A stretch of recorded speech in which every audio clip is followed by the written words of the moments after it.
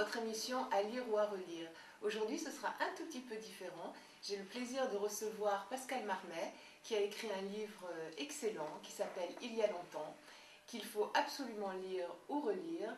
Et Pascal Marmet, bonjour. Bonjour. Merci d'être venu sur nos plateaux. C'est un plaisir d'être parmi vous aujourd'hui. J'ai lu avec beaucoup d'intérêt Il y a longtemps, et c'est un livre en 2 parties qui est écrit de façon très intéressante. On a un homme et une femme. Dites-nous-en un peu plus, parce que ça, c'est l'histoire de départ de toute histoire. Bien sûr, alors c'est un roman écrit à 4 mains. J'ai appelé ça un petit peu pompeusement dans le 4e de couverture, dualité d'écriture inédite. En fait, pour simplifier tout ça, parce que c'est un petit peu compliqué, dualité d'écriture inédite, c'est un ouvrage écrit à 4 mains, tout simplement. C'est une histoire d'amour, une rencontre entre 2 personnages, entre un commercial en expertise d'assurance et une jeune comédienne qui vont se rencontrer lors d'un incendie. Donc, vous savez, l'incendie, il y a toute une symbolique sur l'amour, le feu, la passion. L'incendie, c'est très fusionnel. 2 univers qui se rencontrent. 2 univers absolument complètement différents, totalement différents, à l'opposé, qui vont se rencontrer et qui vont s'aimer et qui vont se... Malgré tout, pouvoir communiquer. Malgré les différences, justement, ces différences qui divisent nos personnages au début du roman, ces différences vont les rapprocher. Notamment autour de la lecture. Et on va avoir quand même quelques sources d'incompréhension de part et d'autre. Oui, mais c'est ce qui fait la matière. C'est tout à fait ce qui fait la matière, et c'est ce qui nous donne des événements qui vont être commentés par l'un et par l'autre, par l'une et par l'autre, de façon complètement différente. On rentre vraiment dans le roman. Alors, ce que j'aime beaucoup, moi, dans les premiers romans, parce que c'est le 3e roman, hein, Pascal Marmet, que vous écrivez, donc c'est un petit bébé, c'est un début, et ce que j'aime beaucoup, c'est qu'on retrouve absolument toute la fraîcheur, la candeur, la sincérité, l'honnêteté d'un écrivain qui veut tout donner, et je crois vraiment que Pascal Marmet va nous écrire d'autres romans, et que ça va être quelque chose de bien. Il y en a un autre en préparation. Un autre en préparation, on est en train de choisir on le titre. l'attend avec impatience, parce que Ludmilla et Pascal... Alors, ce roman est un peu autobiographique quand même. Il y a des scènes de vécu. Il y a quelques scènes de vécu, évidemment, mais j'ai pris comme personnage mon prénom, donc Pascal. Donc Pascal Langle, absolument, parce qu'il voyait cette histoire d'un angle différent. Donc il y a un petit clin d'œil là-dedans.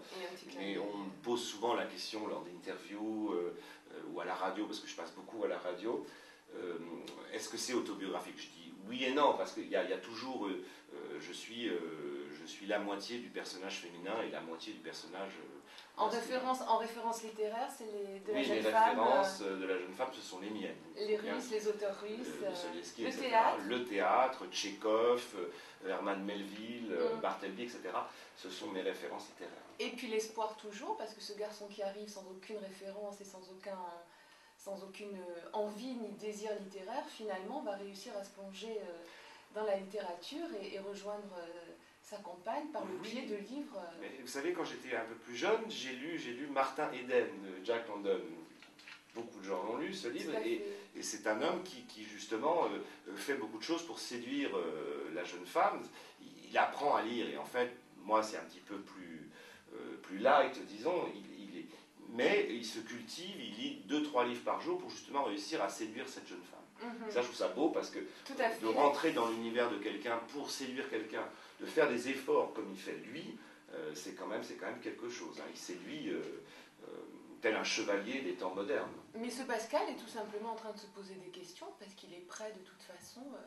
C'est un garçon charmant qui est juste prêt à réfléchir pour peu que le petit déclic arrive, et lui là tombe dans sa vie. Et il est un petit peu triste quand même, il est un petit peu triste renfermé parce sur qu'il n'a pas eu l'occasion, il n'a pas eu la porte ouverte sur la réflexion, et qu'est-ce que je fais? Il vit un peu comme un automate au départ. Bien sûr, il vit comme beaucoup de gens, il a une vie très structurée, il se lève très tôt le matin, il galère beaucoup, il a des horaires. Il a À un moment donné, il dit mon compte en banque frise le découvert. Donc il y a un côté. Et Ludmilla qui se moque royalement des horaires des banquiers. Oui, voilà, c'est ça. Alors justement, il y a une grande différence là-dedans, c'est que lui est assez matérialiste quand même. Hein. C'est un affairiste, hein. C'est un jeune Il est commercial. réaliste, il est prétend réaliste. avoir les pieds sur terre, lui. Il est en phase avec son temps, lui il travaille, bon, il demande un salaire, il a besoin de gagner de l'argent, etc. Il a des charges. Elle se moque complètement de l'argent.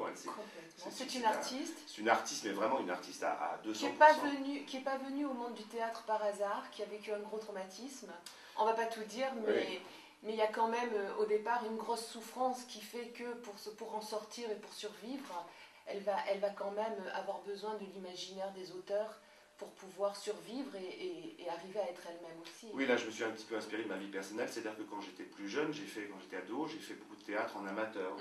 Donc il y a ce milieu-là, je le connais un petit peu. On ne peut pas parler du théâtre sans le connaître un petit peu, sans avoir vécu. J'avais beaucoup d'amis qui étaient justement dans ce milieu, qui galéraient beaucoup, donc justement qui étaient toujours, on leur posait la question, qu'est-ce que vous faites? Actuellement, je travaille sur un projet.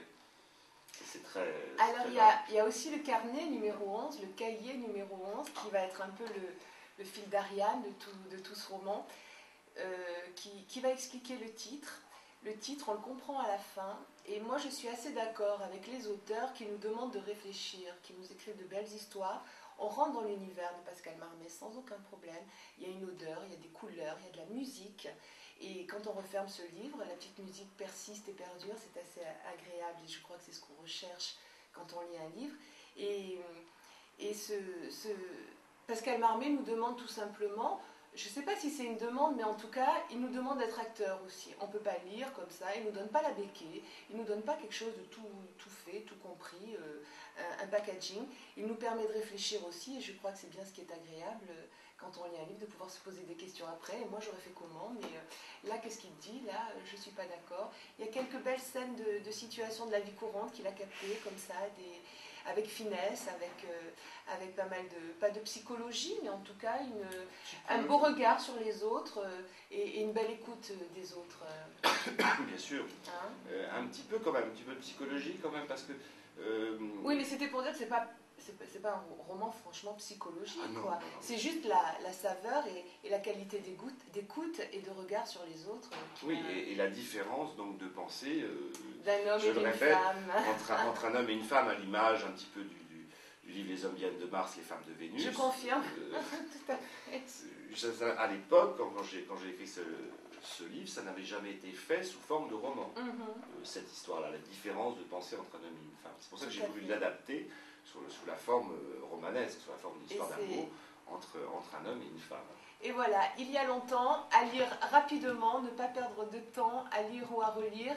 Pascal Marmé, merci beaucoup d'être venu et j'espère à très bientôt pour le 4e. Merci. Bonne fin de journée, au revoir.